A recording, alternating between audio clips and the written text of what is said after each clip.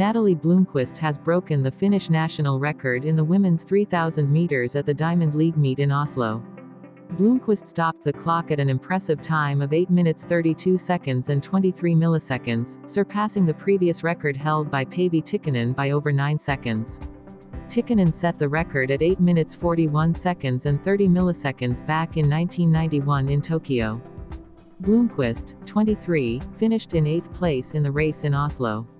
Georgia Griffith from Australia took the victory with a time of 8 minutes 24 seconds and 20 milliseconds. Blomqvist was completely taken aback by her outstanding time and couldn't believe her eyes immediately after crossing the finish line. "I was very surprised that the record improved by so much. When lying down at the finish line, I saw the clock showing 8:37. But at that moment, I was so tired that I didn't know if I was seeing it correctly," Blomqvist shared about her confusion. Blomqvist executed a perfect tactical race. "This was almost a perfect way to run the 3,000 meters. I knew I shouldn't stick with the lead group right from the start. Maybe I was a bit too cautious at the beginning of the race, but it was quite steady and finished beautifully. Truly perfect, and the result was achieved," Blomqvist reiterated. Blomqvist ran this distance indoors at Tampere's Pirkkahalli Arena during the winter season with a time of 8 minutes 49 seconds and 35 milliseconds. This time, she ran considerably faster. Blomqvist has been selected to compete in the 5,000 meters at the European Championships in Rome next week. She ran this distance in the United States in the spring with a time of 14 minutes 59 seconds and 70 milliseconds and now feels ready to break Anne-Marie Sandel's national record of 14 minutes 56 seconds and 22 milliseconds. "The 3,000-meter race in Oslo has given me the confidence that I can run the 5,000 meters very fast. I will fight for high positions and hope for a fast race. That way, the national record will also be set," Blomqvist set her goal for the European Championships.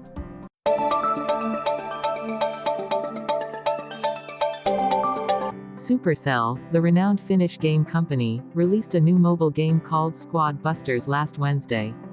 The game quickly became the most downloaded app on the App Store in 122 countries, including the United States, United Kingdom, Japan, Germany, France, South Korea, and Taiwan. Squad Busters combines characters from Supercell's other popular games like Hay Day and Clash of Clans. This is Supercell's first product launch in over 5 years. According to Aino Joas, the game development team lead at Supercell, the launch day of Squad Busters attracted the largest number of players the company has ever seen.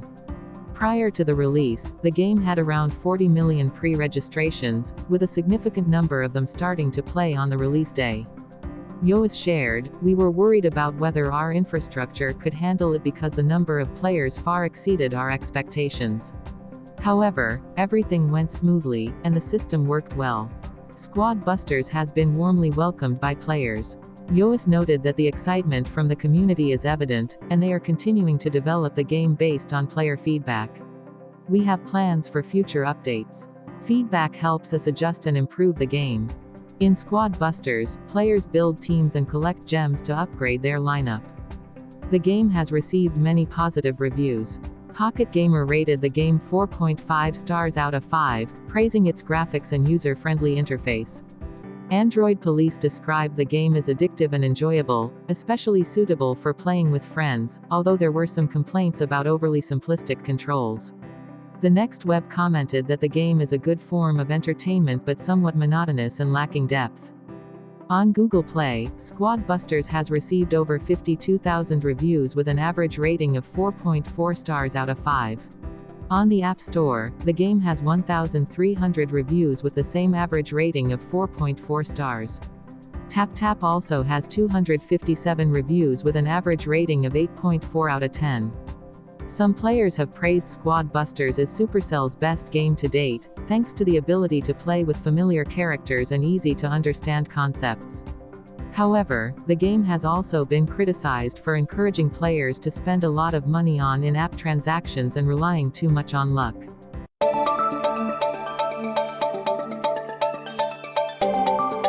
Verkkuulenkaila Company, the owner of numerous elderly apartments in various locations, has declared bankruptcy, leaving elderly residents in Kouvola alarmed, with some beginning to seek new accommodation.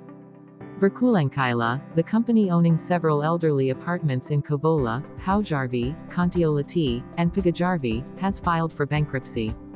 This news has left elderly residents living in these apartments anxious since early May. The company constructed 9 small houses with a total of 32 apartments in the Korean area of Kouvola 5 years ago.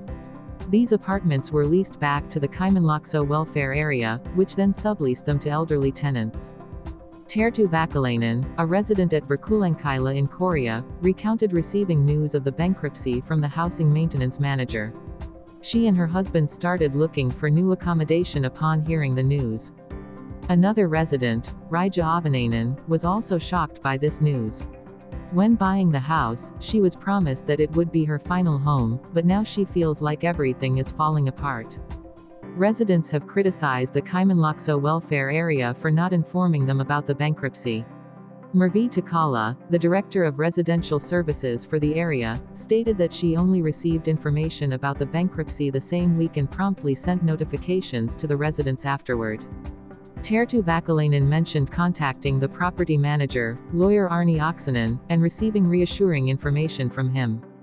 Since these apartments are state-supported and must adhere to strict regulations, Arni Oksanen stated that the apartments must be kept for rent until 2058. Raija Avanainen was pleased to hear this, saying it's enough for her.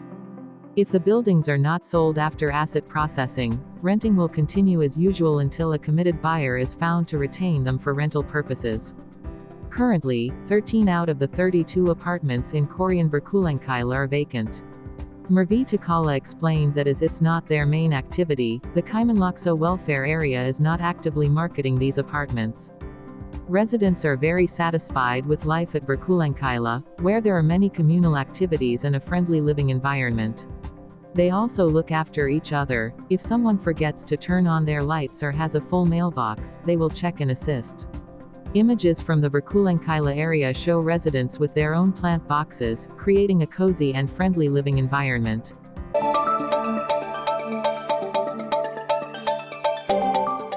According to a report by the Accident Investigation Board (ATKIS), a 15-year-old summer worker died while working under hazardous and deficient conditions at a wood production company in Pori last summer. The police are also investigating the incident. The summer worker was found dead between the wood-splitting machine conveyor and the table. There were no witnesses at the scene. The boy had been working at the company for 3 weeks. According to ATKI's assessment, the accident occurred when the boy entered the hazardous area of the table while the conveyor was in operation. It appears he was caught in the rotating roll of the machine. ATKI's found several deficiencies in the employer's operations. According to the law, employees under 16 years old are not allowed to work in hazardous conditions. This includes working alone in situations with clearly identifiable accident risks. ATKIS reminded in the report that young employees are not allowed to work with machinery and equipment with cutting or crushing risks. The boy had been instructed to remove jams on the conveyor while the machine was still running. According to the manufacturer, the equipment must be turned off before clearing jams. The work area, according to ATKI's report, was cluttered and hazardous due to tripping hazards. Additionally, both the wood-splitting machine and the table did not adhere to usage guidelines. The control devices had been bypassed, causing both machines to operate continuously. According to ATKIS, bypassing these control devices was done intentionally. ATKIS concluded that the inexperienced summer worker had been instructed to work with unsafe wood-splitting and table equipment. Additionally, the boy worked alone without supervision. The working conditions are particularly hazardous for young, inexperienced summer workers, ATKIS stated in the report. Work-related accidents were a special investigative focus for ATKIS last year. In 2023, there were 23 fatalities in work-related accidents within the scope of research group's investigations. Most of the work-related fatalities occurred in the agricultural and forestry sectors. All the deceased were males with an average age of 49.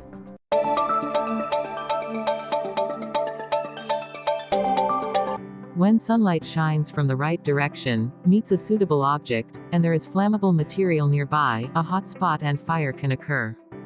This week, a fire broke out on a balcony in Kempel, northern Ostrobothnia, believed to be caused by a hot spot created from the balcony glass and sunlight.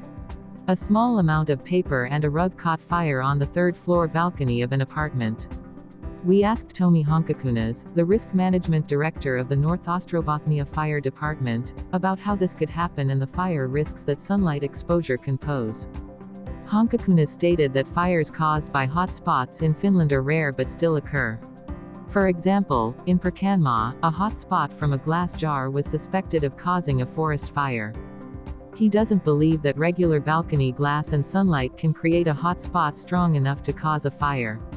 Balcony glass does not contain direct factors that can focus sunlight enough to cause a fire. There may be other factors contributing to the fire. The incident is under investigation.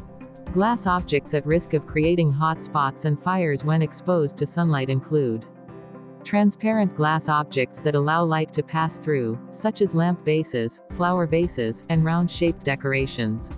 Eyeglasses, magnifying mirrors, magnifying glasses, and some types of cups can also create hot spots and fire hazards under sunlight. When sunlight shines from the right direction, meets a suitable object, and there is flammable material nearby, a hot spot can occur. A glass containing water or white alcohol can create a hot spot under sunlight. If there is no liquid in the glass, a hot spot will not form. With juice and other dense liquids, the risk is lower because less light penetrates. Fires can occur indoors if sunlight shines on glass objects on tables if the sunlight is strong enough and there are glass objects on the table.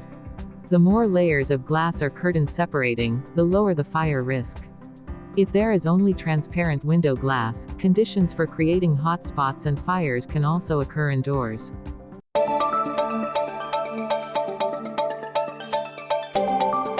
Finland has reached a significant milestone in reducing greenhouse gas emissions, decreasing over 10% of total emissions last year.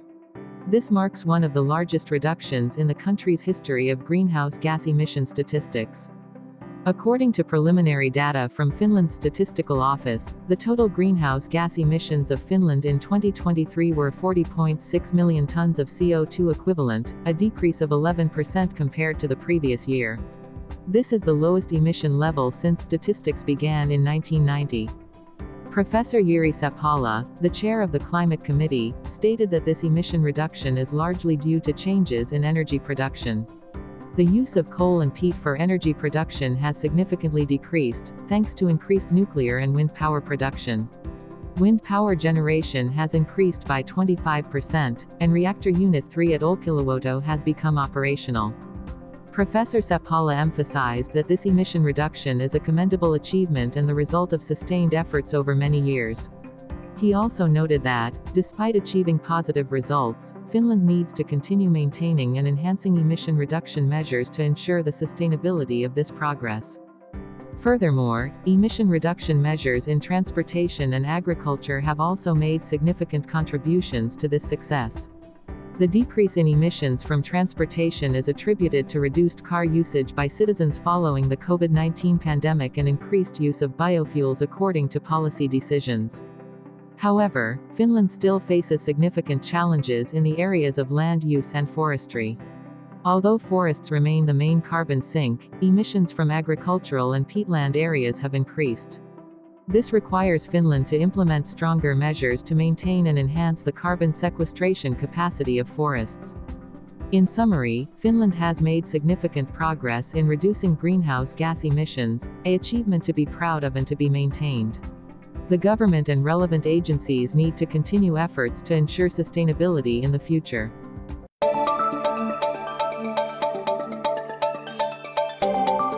The Finnish Ministry of the Environment has proposed a new law regarding short-term rentals. The concern is that this legal change might prohibit small-scale short-term rental activities across Finland, except for renting out the owner's primary residence. The Finnish Landlord Association argues that the draft law does not ensure the conditions for short-term rentals as promised in the government program. This proposal could potentially ban most small-scale short-term rental activities, unless it's renting out the owner's primary residence. According to government advisor Kirsi Martinkauppi, in the provisions being considered, there is a clear definition of living and residing. Furthermore, municipalities can use building regulations to decide how to manage short-term rentals in each area. However, the Finnish Landlord Association believes that specifying a minimum of 4 weeks for living is a positive aspect of the draft. Nevertheless, the draft law needs to ensure that small-scale short-term rentals are allowed nationwide, not limited to the owner's primary residence. Tariq Asanullah, the legal director of the association, also raised concerns about this issue, stating that the draft law does not differentiate between large-scale professional rental activities and small-scale short-term rentals of individual apartments. He warned that even renting out a second home for short-term stays might be completely prohibited. The draft law opens the door for municipalities to decide whether short-term rental contracts of fewer than 4 weeks are allowed in apartments where the owner does not reside. However, Asanullah noted that the current draft lacks protection for property and other fundamental rights. He emphasized the need for clear limits to ensure that small-scale short-term rental activities are not completely banned. Martin Kauppi stated that the draft law ensures that the owner's home can always be rented out for short-term stays, and professional rental activities will be permitted in designated accommodation areas. The Environmental Committee of Rovaniemi City has responded to the draft law, stating that adding provisions on living, residing, and short-term rentals to building laws is necessary. Rovaniemi currently has a significant number of short-term rental activities compared to the number of residences. In summary, this draft law is currently in the public feedback stage and is expected to take effect from the beginning of 2026.